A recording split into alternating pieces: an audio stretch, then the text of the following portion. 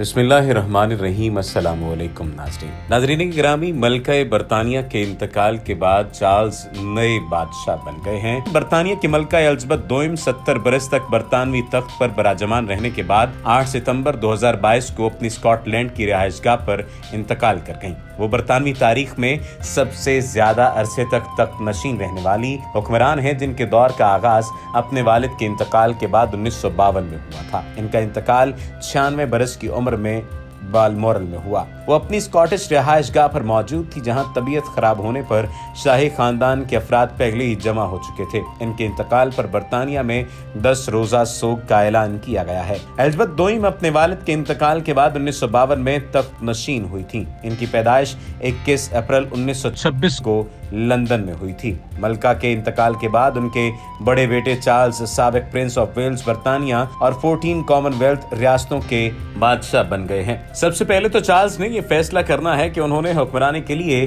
Charles दोम का नाम अपनाना है या अपना नाम तब्दील करेंगे। मिसाल के तौर पर उनके दादा जॉर्ज षष्म का पहला नाम एल्बर्ट था, लेकिन उन्होंने अपने दरमियानी नामों में से एक का इस्तेमाल करते हुए हुकूमत की। बरतानिया के सरकारी ऐलान के मुताबिक बादशाह चार्ल्स ने हुक्मरानी के लिए चार्ल्स सोम के नाम का इंतखाब किया है। चार्ल्स के बादशाह बनने के बाद अगरचे इनके बड़े साहबजादे शहजादा विलियम वलीअहद बन गए हैं, लेकिन वो खुद ब खुद अपने वालिद की जगह प्रिंस ऑफ वेल्स नहीं बनेंगे।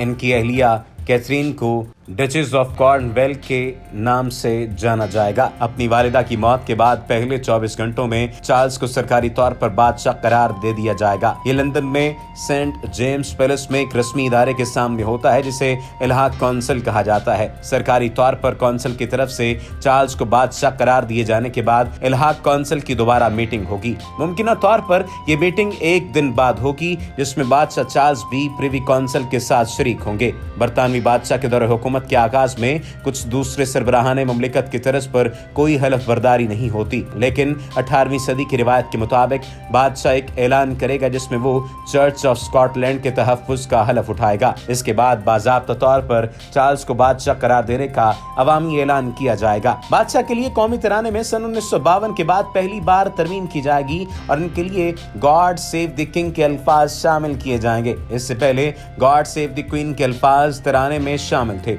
इसके बाद Hyde Park, tower of London और बरतानवी बहरिया के जहाजों से नए बादशाह को गन सैल्यूट पेश किया जाएगा। इसके अलावा एडम्बरा, कार्डिफ और बेलफास्ट में चार्ल्स के बादशाह बनने का ऐलान किया जाएगा। शहजादा चार्ल्स के बादशाह चार्ल्स बनने के बाद अहम तरीन मरहला ताजपोशी का होगा। इसके लिए दरकार तैयारियों की वजह से ताजपोशी की तकरीब इतनी जल्दी मुमकिन नहीं हो पाएगी। इसका अंदाजा यूं लगाया जा सकता है कि एलिज़ाबेथ दोम फरवरी 1952 में मलका बरतानिया बनी थी, लेकिन इनकी ताजपोशी जून 1953 में हुई थी। अपनी वालदा के इंतकाल के बाद चार्ल्स 56 आजाद ममालिक पर मुश्तमिल कॉमनवेल्थ और इनके 2 अरब 40 करोड़ लोगों के भी सरबरा बन चुके हैं। वो बरतानिया के साथ साथ 14 दीगर रियासतों के भी बादशाह होंगे, जिनमें ऑस्ट्रेलिया, एंटेगो, बहामास, दीगर रियासतें, Belize, Canada, Grenada, Jamaica, Papua New Guinea, Saint Christopher and Nevis, Saint Lucia और टुवालू जैसी रियासतें शामिल हैं।